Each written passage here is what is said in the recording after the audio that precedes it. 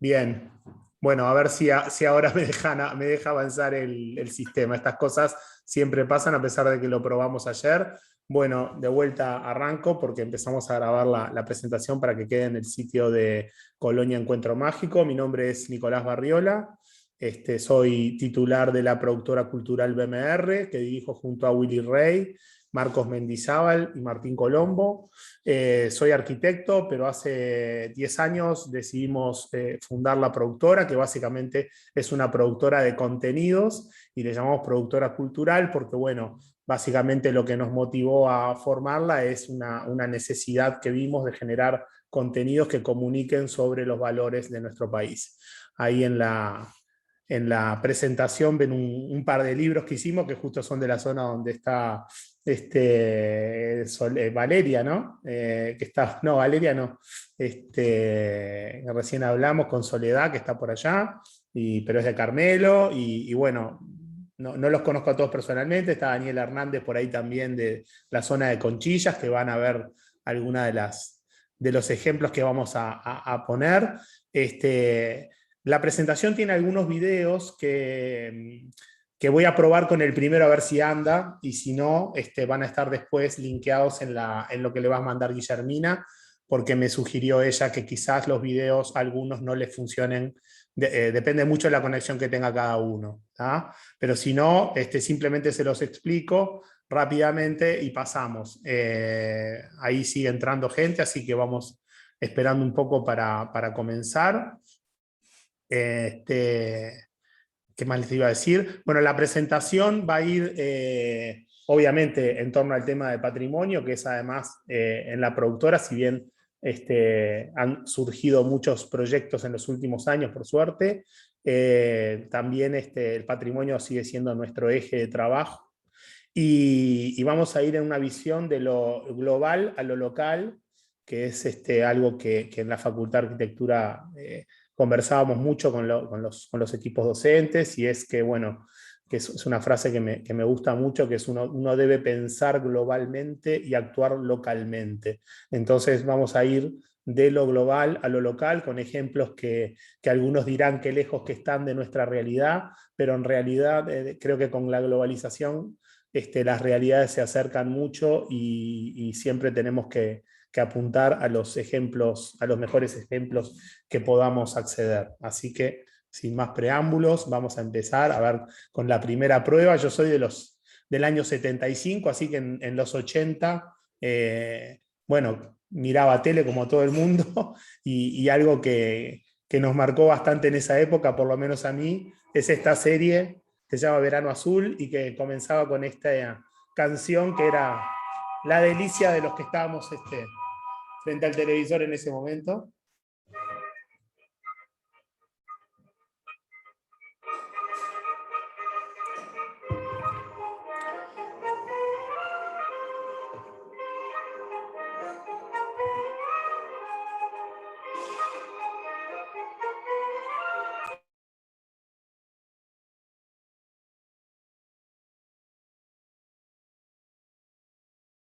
Te silenciaste, Nicolás.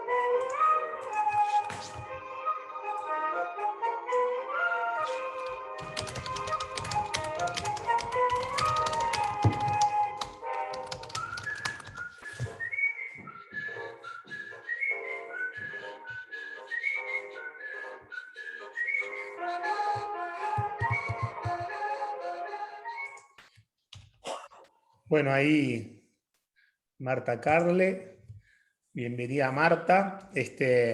Bueno, espero que lo hayan podido mirar, que les haya gustado, que les haya traído recuerdos a los que nacieron en esta época de los 80.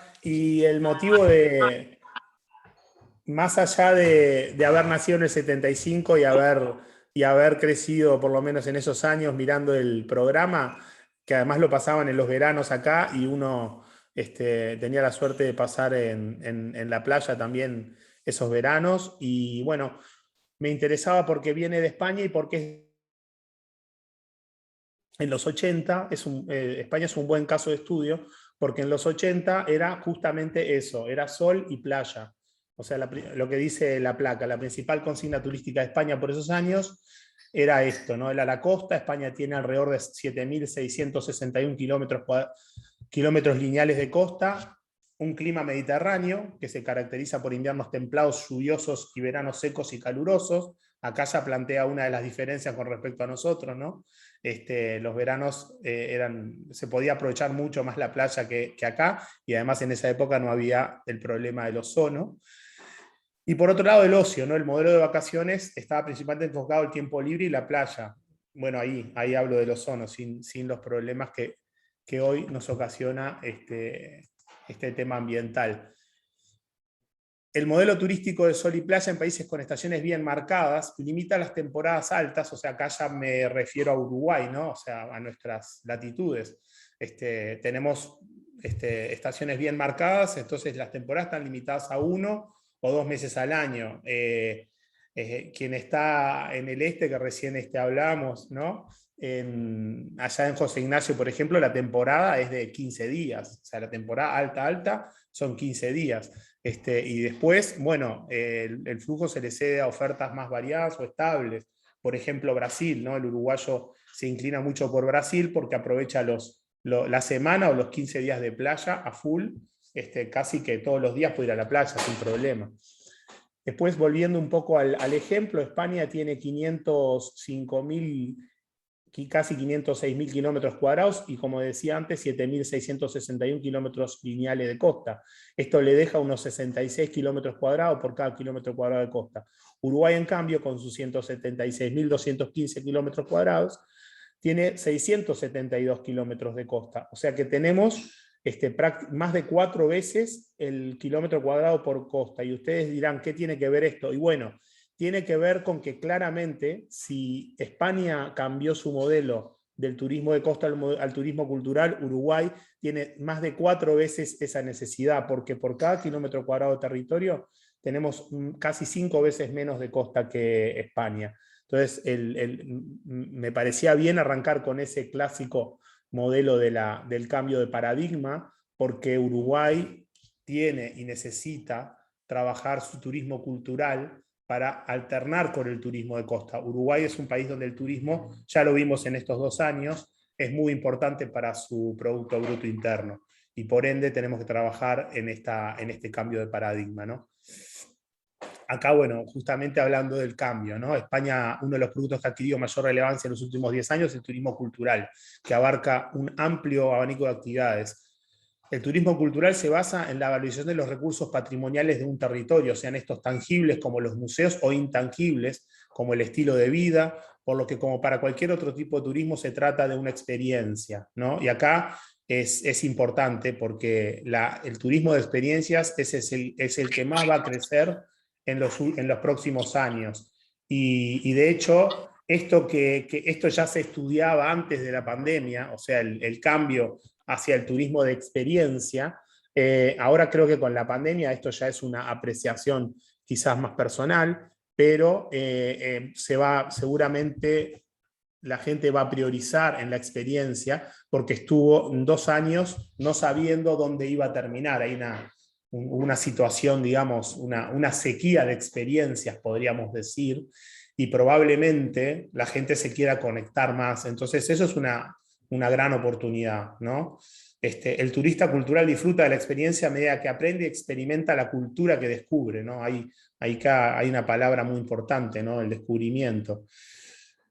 También tenemos que mencionar a Francia, por supuesto. Francia es el número 1, ¿no? Es el primero de la clase en este sentido. Desde el siglo XVIII trabaja este modelo de desarrollo, y la prueba de su éxito es que sigue siendo la primera destinación turística y le ha permitido tener un turismo constante y menos depredador del territorio.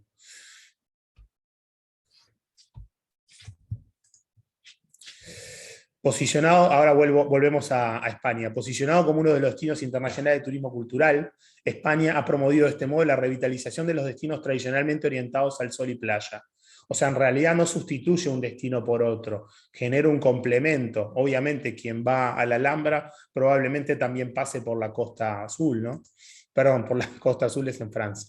Pase por la costa que veníamos hablando al comienzo, ¿no? Y acá hablando de oportunidades, ahí ven una línea de crecimiento del turismo del 50 con una proyección al 2030. La Organización Mundial del Turismo estima que los destinos emergentes crecerán el doble que los destinos más tradicionales.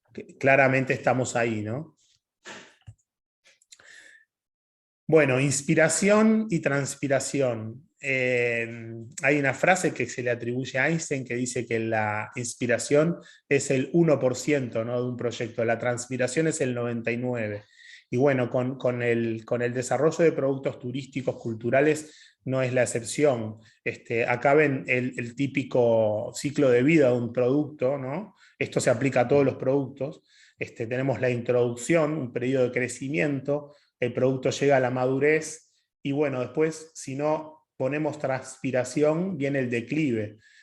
Ahí tenemos que reactivar, repensar, reciclar y bueno, algo que a los uruguayos en general nos cuesta, que es invertir. Nos cuesta en varios sentidos. No es una crítica, es un reconocimiento a la idiosincrasia, ¿no?, que nos une. Bueno, una de arena, ¿no?, porque también hablábamos de las oportunidades, pero también está la de cal. La globalización y la intensa competitividad entre destinos hacen que los modelos turísticos se vayan desgastando y entren en declive. La globalización hace que nosotros seamos conocidos por Suárez o por el combate a la pandemia, cómo lidiamos con esto, pero también hace que haya un montón de países en esa canasta, ¿no? Estamos compitiendo a nivel global. Sigue llegando gente, gracias por entrar. Bueno, acá estoy usando el lunfardo porteño, no sé si hay algún argentino, por lo menos en la primera lista de invitados me mandaron, creo que había alguien de Argentina, pero me interesa usar el lunfardo, ¿no?, el patrimonio garpa. Los argentinos, los porteños más que nada, son muy de usar esta palabra, tengo muchos amigos allá que me la pegaron a veces, y me gusta porque usarla por dos motivos. Bueno, porque rompe un poco con el idioma lunfardo, pero también porque los argentinos saben mucho de esto de vender, ¿no? De hacer que las cosas se luzcan. Si no, miremos a Malman, como con algo tan sencillo como la cocina de su tierra logró que se haga un fenómeno global. Y entonces vamos a hablar de tres destinos acá donde se demuestra que el patrimonio garpa. Y como decía al comienzo, vamos a empezar a nivel global, vamos a posicionarnos en lo global para después pensar a nivel local. Y les voy a pedir, porque siempre en una charla surgen ¿no?, pensamientos, la gente, se nos ocurren cosas. Si ustedes a medida que van viendo algo de acá, se les ocurre un patrimonio local que les hace recordar o que podrían desarrollar algún contenido o algún producto, les pido que lo anoten, lo apunten en un cuaderno y después, cuando termine la presentación, la idea es hacer un pequeño intercambio entre todos los presentes. Bueno, vamos a hablar del Parque Minero de Río Tinto en España, para arrancar con la tierra que usamos como comparación, ¿no?, que es una zona de actividad minera y metalúrgica de las más antiguas del mundo. Un pueblito en Gales que se llama Blaenavon, un ejemplo europeo de paisaje industrial, declarado Patrimonio UNESCO, paisaje industrial igual que Fraiventos, ¿no?, que después más adelante va a estar. Solverein en Alemania es un testimonio excepcional del auge y declive de una industria esencial para la economía de los últimos 150 años. Bueno, Río Tinto. Esta milenaria historia minera genera un territorio hecho por la mano del hombre, jalonado de bienes patrimoniales, testigos de todas estas épocas y los distintos procesos mineros y minerometalúrgicos y pirometalúrgicos, que actualmente están catalogados de bien de interés cultural. Acá hay, en Blaenavon, se remonta a la época romana, ¿no? O sea, se ha encontrado escoria en Groenlandia, que procede de Río Tinto, y eso ha demostrado que esta mina fue importante incluso para el Imperio Romano. En el 87 ya se generó la Fundación Río Tinto, que ha dirigido los esfuerzos hacia el objetivo de lograr cohesionar y dar forma a una serie de contenidos de marcado carácter cultural con el fin de conformar un parque globalizador del rico patrimonio minero y metalúrgico de la comarca de Río Tinto, ¿no? Es importante la institucionalidad, por eso menciono a la Fundación. Bueno, nada, acá capaz que ya lo leyeron, pero está clarísimo lo impresionante del paisaje.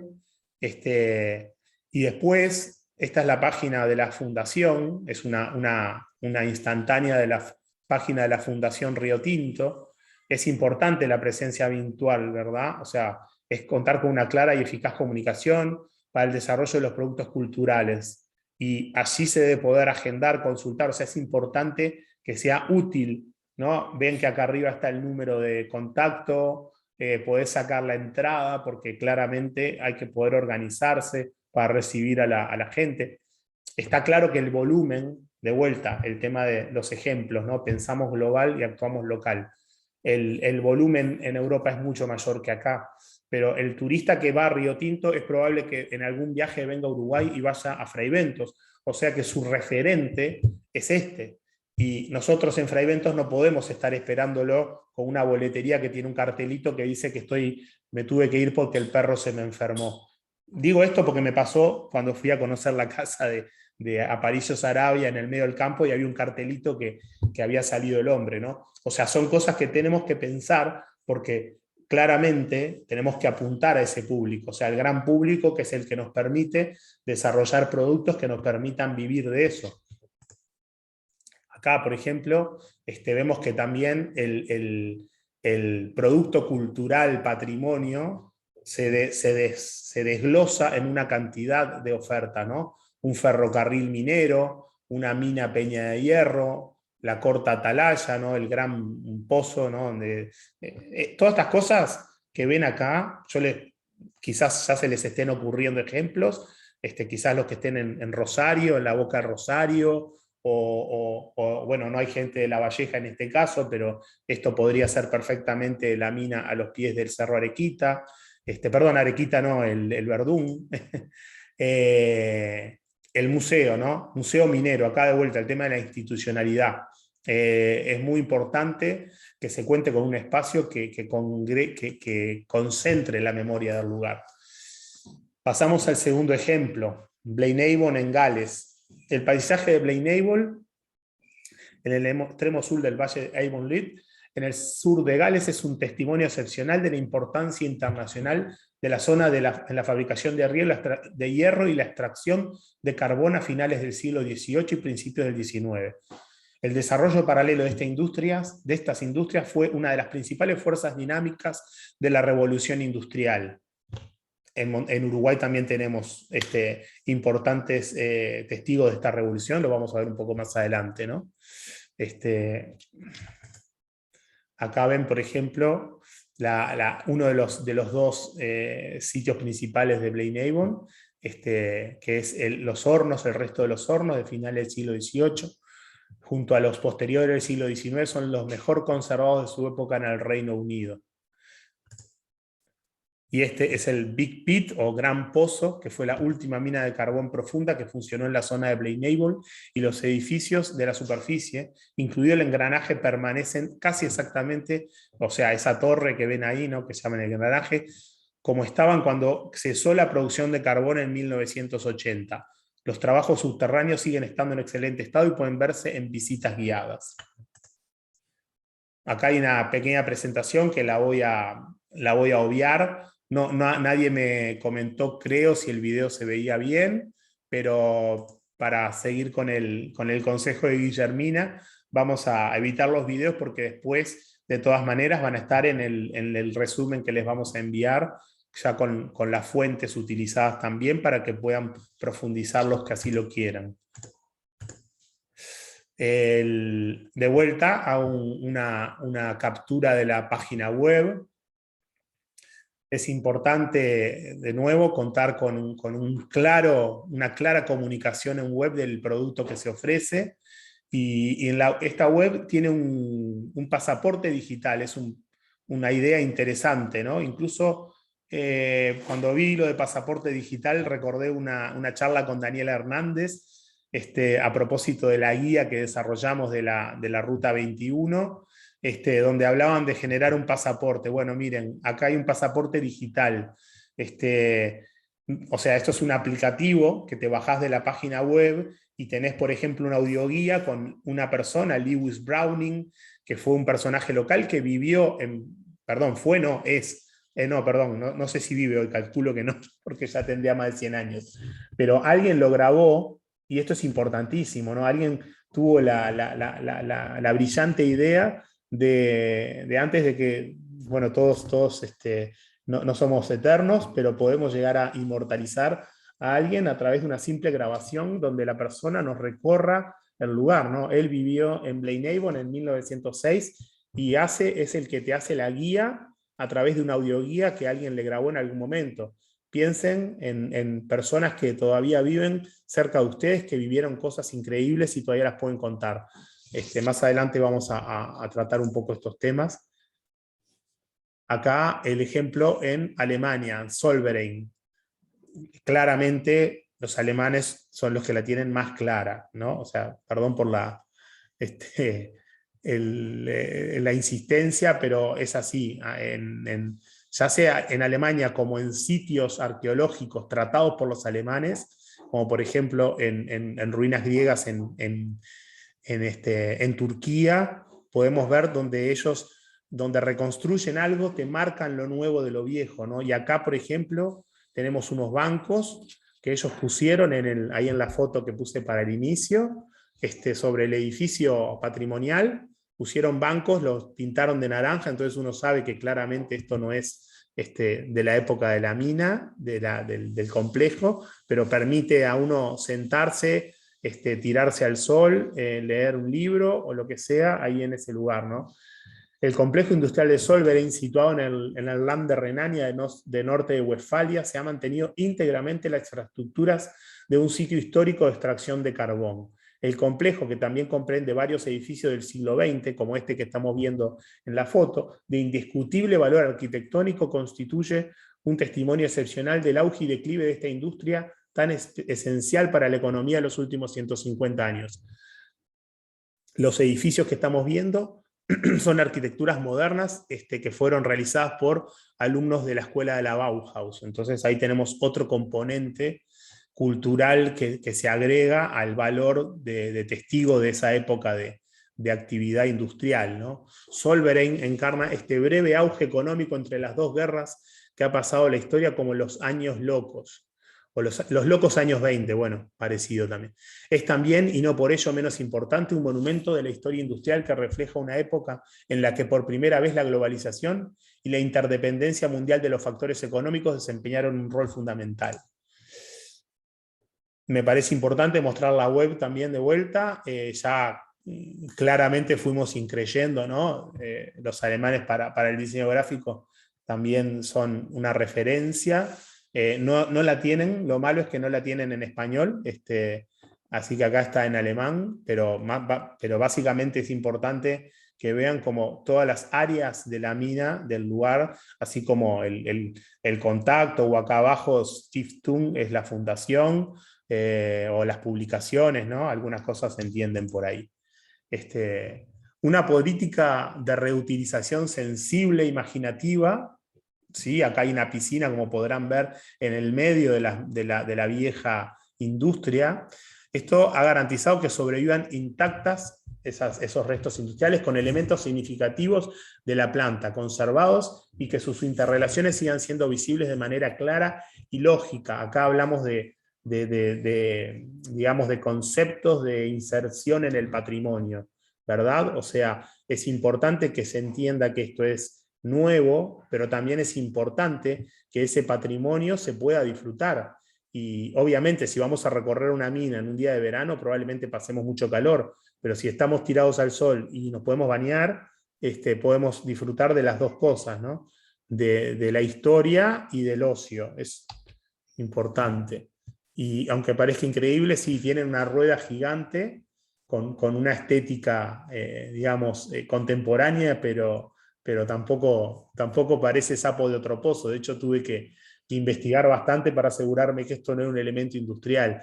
Pero sí, es un elemento de atractivo porque esto es un sitio patrimonial, pero con tantas opciones para hacer o sea, obviamente con los niños cualquier sitio compite con Disneyland, ¿no? O sea, y en Alemania también, en París hay un Disney World.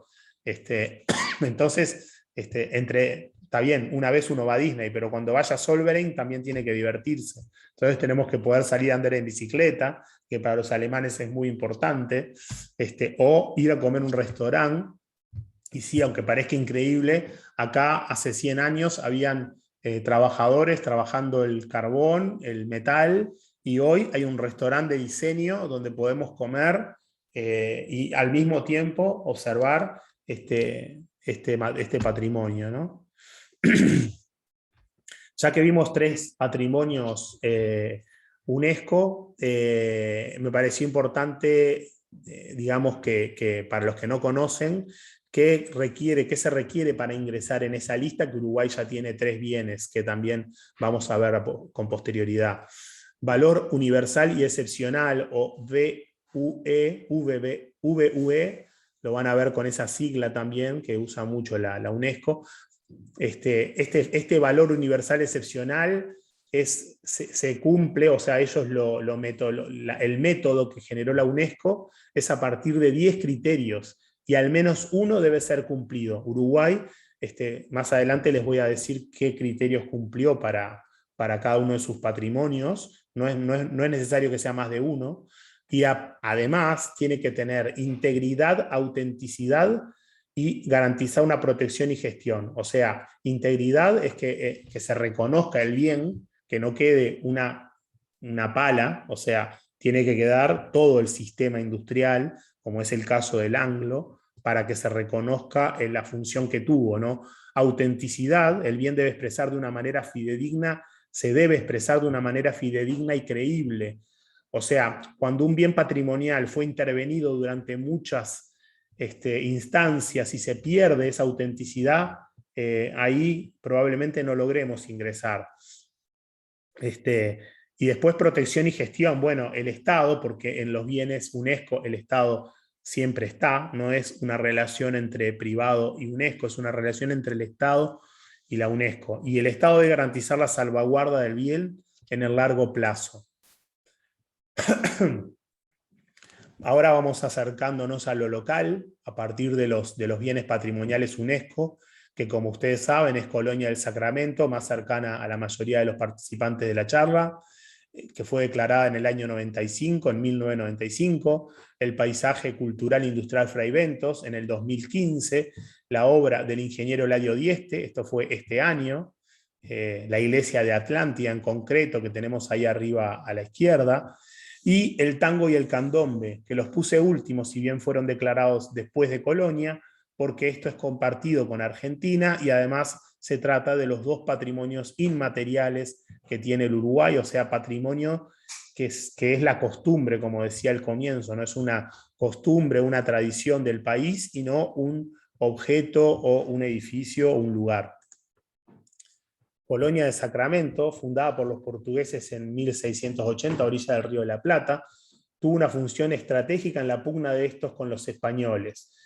Disputada por ambos durante más de un siglo, la ciudad cayó por fin en manos de los españoles. Su paisaje urbano bien conservado, solemne e íntimo a la vez, constituye un ejemplo de fusión lograda entre el estilo arquitectónico portugués, el español y el postcolonial. Un poco de cifras. En el año 2019, el ingreso de turistas a la ciudad de Colonia fue de 285.988 visitantes, casi un 10% de los ingresos al Uruguay, y el gasto se ubicó en los 66 millones de dólares. Estos datos son del Ministerio de Turismo, los links van a estar en la presentación, en el resumen que les enviaremos después. El criterio que cumplió Colonia de Sacramento es el criterio 4. Como verán, un solo criterio alcanza para ingresar a la lista, como decía antes. Es en este caso un ejemplo destacado de un tipo de edificio, conjunto arquitectónico o tecnológico o paisaje que ilustra una o varias etapas significativas de la historia de la humanidad. Como decíamos antes, esto ilustra la época en la cual los portugueses pelearon con los españoles. Tenemos edificios portugueses, tenemos la calle típica portuguesa, la calle típica española, que es la esquina que mostrábamos antes, donde siempre nos llevan los guías turísticos.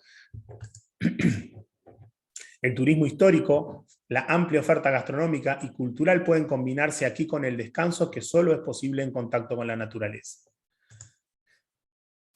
Pasamos ahora a un bien un poco más lejano a la mayoría de los presentes, el paisaje cultural industrial Fraiventos, ilustrativo de todas las fases de la cadena alimentaria cárnica: abastecimiento, transformación, enlatado, envasado y expedición. El sitio comprende los edificios y equipamientos de la empresa Liebig, el lugar mismo, así como las instalaciones industriales, viviendas e instituciones presentes en él, permiten aprender la totalidad del proceso de una producción de carne que tuvo una importancia mundial. Recuerden que algo que siempre dicen cuando estamos en Fraiventos es que allí era la cocina del mundo, ¿no? Durante la guerra los soldados comían el extracto de carne, comían el corned beef de Fraiventos. También vamos a... Este spot es bastante corto, capaz que lo podemos ver, porque es importante...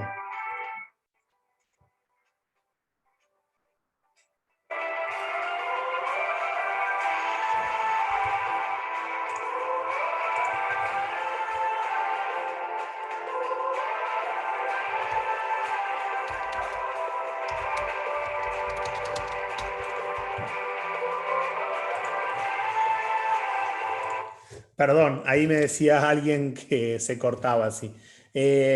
Bueno, pero es interesante ver cómo con una chiquilina, con un perro, esto está hecho por gente local, por un chico, Sebastián de Mov, de allá de Fraiventos, ¿sí? Y muy, muy lindo realizado, y presenta el complejo, digamos, de una manera muy atractiva. Y bueno, perdón, ahí va. Bueno, el criterio que cumplió en este caso el frigorífico Anglo fueron dos. El mismo que cumplía el de Colonia de Sacramento, y en este se agrega el criterio 2, que significa que cumple, que se le agrega, perdón, dada la gran importancia de procesos tecnológicos y científicos que se dieron en el Anglo. O sea, ese es el criterio que cumplió, que digamos literalmente, como lo dice la UNESCO, es exponer un importante intercambio de valores humanos a lo largo de un periodo de tiempo dentro de un área cultural del mundo, en este caso la culinaria, ¿no?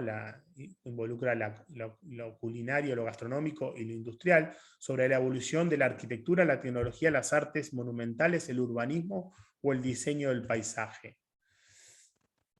Acá estamos viendo una foto de la comunicación entre la playa de Faenas, que está ahí al fondo, y a nuestras espaldas la cámara de frío. En la playa de Faenas, que se podemos ver al fondo de la imagen, se faenaban 200 vacunos por hora, que transitaban luego por este pasillo hasta la cámara de frío, donde esperaban ser embarcados por el muelle de carga. El complejo resolvía la totalidad de las funciones. Incluso en el año 1983, en la Liebig se instaló el primer sistema de alumbrado particular en Uruguay. O sea que tenemos varios puntos de interés, ¿no? El primer lugar particular que se alumbró en Uruguay fue la Liebig, y en esta sala se generaba energía para todo el complejo industrial. Por ahora no tenemos restaurante en la sala, pero imagínense lo que sería un restaurante mirando estas máquinas, ¿no? El perfil fabril de Fraiventos, signado por la chimenea de la fábrica, es una postal ineludible de la ciudad litoraleña. En la Rambla se reúnen los fraiventinos cada día para ver caer el sol, y el espectáculo natural y el patrimonio crean un maridaje perfecto. Para los que son de bodegas sabrán de lo que estamos hablando, ¿no? Pero es importante ese concepto del maridaje entre patrimonio y otros productos que se puedan generar. Y ahora la obra del ingeniero Eladio Dieste, quiero hacer una pequeña aclaración acá. Ciro Caraballo, que fue el mexicano, el asesor, el mexicano que nos asesoró en este caso para la presentación del dossier a la UNESCO, hace mucho hincapié en esto de la obra del ingeniero Eladio Dieste, porque si bien lo que se declaró por un tema de, más que nada, de facilidad para el Uruguay, de no generar el inventario de todas las obras de Dieste, que son muchas, y repartidas por todo el territorio, incluso Colonia, por supuesto, hay que aprovechar esto, ¿no? O sea, es la obra del ingeniero Eladio Dieste, Iglesia de Atlántida, pero la innovación que está en esta iglesia se presenta en todas las obras de Dieste. Cada una tiene distintos elementos, ¿no? Construida sobre una planta rectangular de una sola nave, la iglesia presenta unos característicos muros ondulados que soportan una cubierta igualmente ondulada compuesta por una secuencia de bóvedas gaussianas de ladrillo reforzado desarrolladas por Dieste entre 1917 y 2000. El campanario cilíndrico construido en mampostería calada, lo que podemos ver ahí a mano derecha, se eleva desde el suelo, mientras que el baptisterio subterráneo, que se encuentra al lado izquierdo del atrio, podemos ver ahí, es accesible desde una entrada prismática triangular e iluminada a través de un óculo central. Acá hay una pequeña entrevista a Dieste que también les voy a linkear al hijo, a Esteban, que se hizo con motivo de la declaratoria, también va a estar linkeado. Y gracias. Acá, justamente con Esteban conversando por WhatsApp hace unos meses, me contó una anécdota que la comparto acá con esta foto, ¿no? El ingeniero Eladio Dieste saltaba, esto me decía Esteban, para comprobar que la bóveda vibrase señalando su unicidad y consistencia. La foto muestra la primera bóveda de la serie con el molde descendido. Ahí a mano derecha se puede ver el molde, ¿verdad? Que una vez que se armó la bóveda y fraguó, o sea, secó, desciende en el molde, ¿no? Y Eladio, con el sombrero en la mano y los brazos extendidos, ahí pueden ver la foto, el detalle a mano derecha, que es de otra foto, pero es del mismo día, el mismo momento. Dieste saltaba. Bueno, acá voy a usar las palabras de Esteban, que es muy más poético que yo. Con el sombrero en la mano y los brazos extendidos cara al pampero que lo acariciaba. Imagino, decía Esteban, su enorme satisfacción por la realidad del hecho construido con esfuerzo, comportándose como lo había imaginado. Los ingenieros a veces tienen estas cosas, ¿no? Sobre todo los genios, que también seguían por su instinto, y acá él comprobaba la unicidad, él mismo comprobaba la resistencia de la bóveda, ¿no? Si se iba a caer, que fuese con él arriba. Impresionante.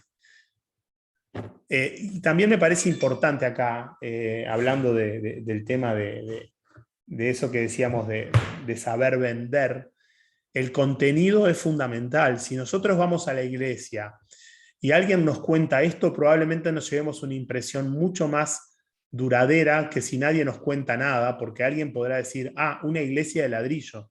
Sí, pero si te dicen que esto es un sistema que inventó Dieste porque era una persona que pregonaba la austeridad y además la practicaba en cada área de su vida, y entonces diseñó un sistema donde el hierro, que es lo más caro, y el ladrillo en realidad, que es lo que hacemos en Uruguay, porque el ladrillo se hacía a menos de 50 kilómetros de donde está la iglesia hoy. O sea, un sistema económico acorde a nuestra realidad de nuevo, ¿no? Y si nos cuentan eso y nos hacen esta anécdota, probablemente nos llevemos el mejor de los recuerdos del lugar. Y bueno, me parece impresionante esta foto, ¿no? A excepción del altar de piedra y el Cristo, una talla del artista y amigo de Eladio Eduardo Díaz Yepes, más conocido como Yepes. La totalidad de las superficies están compuestas de ladrillo magistralmente dispuestos. Digo porque observen en los muros laterales con esas curvas que no son más que una traducción formal de los cálculos de Dieste. O sea, Dieste, obviamente detrás de cada forma que ustedes ven no hay un capricho, no hay un artista, más allá de que Dieste estudió porque fue a la Escuela de Bellas Artes, además de la Facultad de Ingeniería.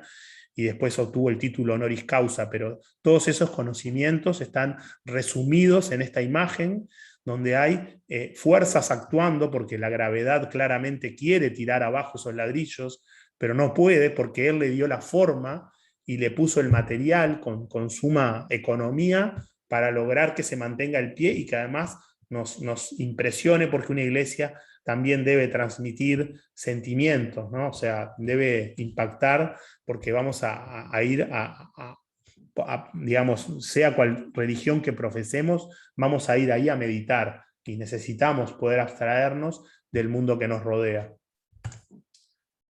Acá vemos el otro plano, el plano del ingreso, ¿no? Y me parece importante hablar de la luz como material, ¿no?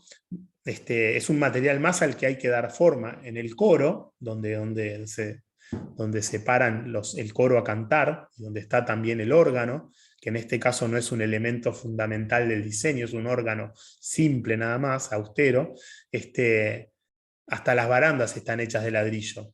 Y grandes piezas de mármol filtran la luz que entra lateralmente iluminando los pliegues de ladrillo de la fachada. Acá podemos ver del lado de la fachada mismo, ya estamos en el exterior, ahí vemos el mármol, que entre plano de ladrillo deja pasar con su cualidad translúcida la luz hacia el interior. Y ahora vamos a pasar ya de lo local a lo personal, diría. No es personal porque somos un equipo, y más que un equipo, un ecosistema de personas que trabajamos con esta idea de desarrollos culturales. Vamos a hablar en BMR, que es nuestra productora, de 3 estrategias de trabajo con el patrimonio que usamos para potenciar su valor como atractivo turístico. En el primer caso, el Museo de la Imagen y la Memoria, en José Ignacio, el libro Conchillas Patrimonio Vivo, y la guía Entre Colonia y Fraiventos. El MIM, como le llamamos al Museo de José Ignacio, que hoy con los cambios, con los cambios que generó la segunda temporada, por así decirlo, se funda sobre la idea de combinar exposiciones itinerantes con un acervo permanente y abierto de fotografías e imágenes vinculantes a la historia de José Ignacio. De vuelta, José Ignacio tiene una historia que contar, y si tenemos un lugar donde podamos concentrar esa historia, vamos a poder seguramente generar una imagen, un recuerdo más duradero y unas ganas de volver y de comentar en nuestro lugar de residencia, Montevideo u otro país, que estuvimos en un pueblo que tenía unas historias increíbles. Y bueno, el proceso de trabajo en el caso de José Ignacio, y es bueno que así sea en todos los casos, es empezar con las fuerzas vivas y recabar historias, materiales, principalmente las fotografías, que cada familia guarda en sus archivos personales, obviamente para con su anuencia integrarlos en el acervo del museo. Acá tenemos uno de los productos que se generaron para el museo, que es una especie de manual de trabajo o un manual de funcionamiento, ¿no? En el punto 1, el MIM abre sus puertas en diciembre de 2019. La idea era que fuera un museo de todos, un museo vivo. El MIM invita a recordar abajo, ¿no? En el punto 2, y vincular cada historia de cada uno con la de José Ignacio.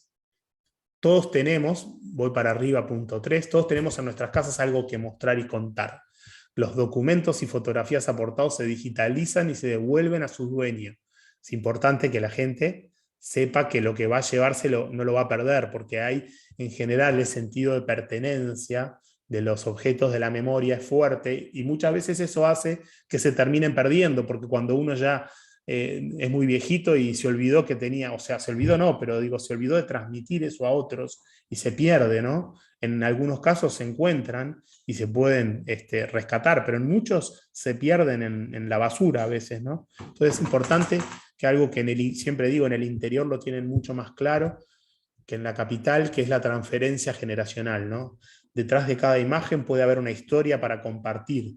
Las fotografías aportadas, una vez catalogadas, se exponen al público y así construimos el MIM de José Ignacio. Y me parece importante detenerme también para que en esta pieza simple entiendan que hay acá una ilustradora, en este caso argentina, que hizo las ilustraciones para el MIM, ¿no? Todo lo que ven está ilustrado por ella. Hay un guión que ella tuvo que recibir para saber qué dibujar. Después hay una editora que escribió los textos, una correctora que los corrigió para que quizás encontraron algún error, espero que no, pero que sean lo más correctos posible, porque puede ser que nos visite al MIM una persona que no tiene un lenguaje florido, pero puede ser que venga un ganador de un Nobel de literatura, y en cualquier caso tenemos que salir bien parados, ¿no? Entonces es importante que en algo tan simple como un folleto vean, y perdón, me olvidé el diseño gráfico. Hay un diseñador gráfico que diseñó la marca, ¿no? Acá más adelante van a ver un poco más del desarrollo de marca. Acá hay algunas fotos del museo en funcionamiento con la gente mirando las fotos. Acá el tema del diseño gráfico, ¿no? Hay una luminaria con forma del logo, ¿no? El logo que está en las tarjetas y en las hojas membretadas, que es la M, ¿no? Es el MIM, pero llevado a un grafismo. Todo esto tiene atrás un equipo de gente que diseñó la marca también, obviamente todas pertenecientes al ecosistema creativo que les mencioné antes. Pero bueno, acá como dice, con importantes elementos para la institucionalidad del espacio y la comunicación que involucran este tipo de programas. O sea, con esa misma carta que está ahí, esa hoja membretada, le escribimos a las familias para que sepan que está el MIM, que es un lugar seguro al que pueden llevar sus recuerdos, ¿no? Acá un detalle del mapita.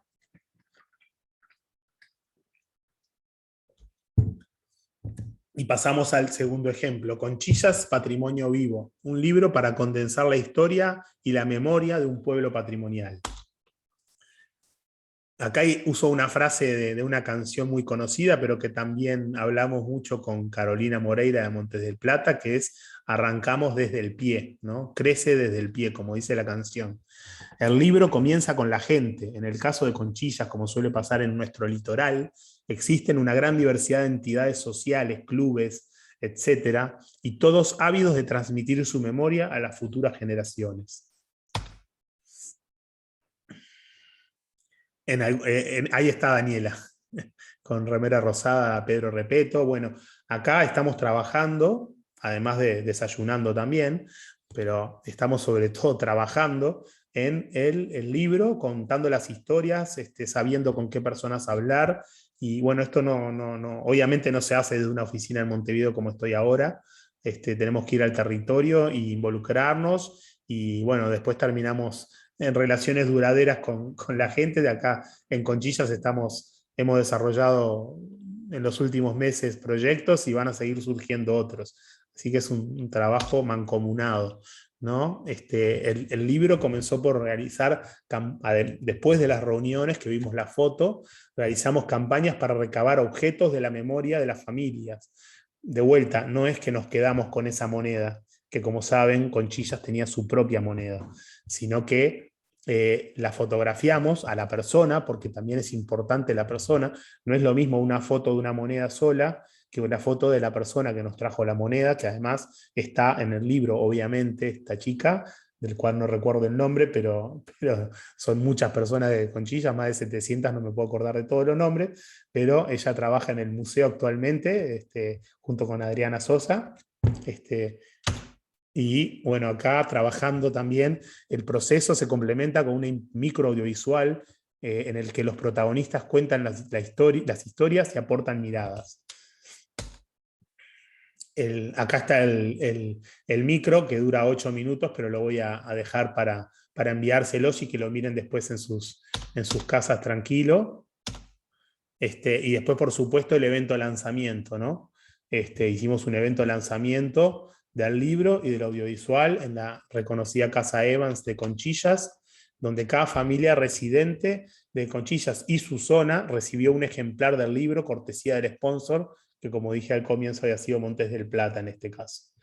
Y bueno, ahí orgulloso con su libro.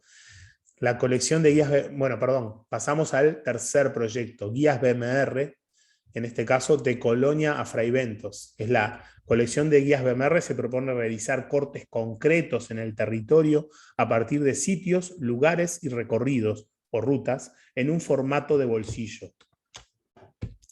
Con la Ruta 21 como eje, la travesía comprende el espacio de territorio que une el barrio histórico de Colonia de Sacramento con el paisaje cultural e industrial de Fraiventos, integrantes ambos de la lista de Patrimonio Mundial de UNESCO. Bueno, acá estamos viendo, ¿no?, la desembocadura, la zona del Puerto Camacho, este hermoso lugar. Obviamente el libro involucra fotos de dron también para poder ver aquello que estando en el territorio no logramos ver, ¿no? Acá Dolores. La guía se centra en los elementos patrimoniales y paisajísticos del recorrido, procurando un producto que dure en el tiempo. Por este motivo no se trata de una guía de proveedores turísticos. Acá capaz que alguno está pensando, yo no estoy en esa guía, pero bueno, el tema es que primero es que en general las guías que tienen proveedores basan su modelo de financiero en cobrarle algo a cada proveedor para aparecer en la guía.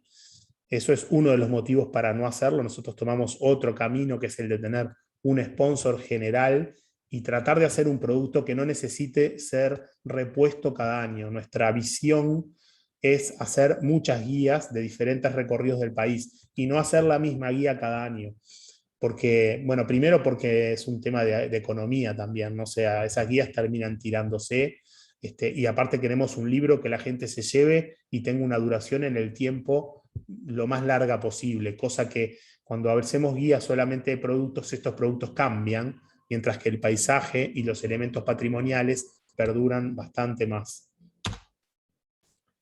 Como parte del proceso de trabajo se generaron ilustraciones de algunos de los atractivos patrimoniales, de nuevo diseño gráfico, ilustración, que luego pasan a ilustrar el mapa que acompaña la guía, ¿no? La guía tiene un mapa desplegable en las primeras páginas, y después, bueno, el complemento en el cual estamos trabajando ahora, ¿no? Son micros audiovisuales para las redes sociales, que estamos con la idea de hacer un sitio web que reúna ahí sí a todos los productos donde podamos tener una mayor actualización sin necesidad de imprimir el libro cada vez y que haya personas que se queden con una versión vieja. Entonces, hacer un complemento digital del libro donde podamos poner estos micros, que los invito a mirar después también, donde cada emprendedor describe su proyecto, obviamente con una estética unitaria. O sea, no son cada uno que nos manda su video, sino que hay una realización que no es una realización de Hollywood, es una realización obviamente en la que hay que invertir, pero es una inversión razonable, que bueno, en este caso obviamente fue posible gracias a un sponsor, pero que no necesariamente se puede hacer solo de esa manera. Este emprendimiento. Perdón, pero no las puse por los temas que ya hablamos, después las pueden mirar tranquilos. Y bueno, acá por último, la colección de guías BMR, hago una progresión, más o menos una proyección, perdón, de las que están realizadas y las que están por realizar. El 20 y el 21, no sé si están de acuerdo, pero yo los junté en uno solo, porque creo que hasta debería llamarse 20-21 juntos. Pero bueno, ahí salió de Colonia Fraiventos y a fin de año va a salir el MAPI. En el 2019 sacamos la guía del Teatro Solís y están en producción el Sodre, el Auditorio Nacional del Sodre, autora de La Reta, Playas y Olas, porque también tenemos que seguir trabajando ese destino, en este caso combinando la historia del surf en el Uruguay con una guía de playa y patrimonio también, o sea, alternar la playa con el patrimonio en la costa uruguaya de Montevideo a Rocha. Y por último, Rocha y Aiguá, o sea, una guía de turismo y naturaleza y patrimonio de campo. Esas son las que están en el horizonte ya con algunas en plena producción y otras en el proceso de preproducción. Y bueno, muchas gracias por venir y pasamos, si quieren, a una etapa de interacción donde si tomaron apuntes, si tienen alguna consulta, será bienvenida.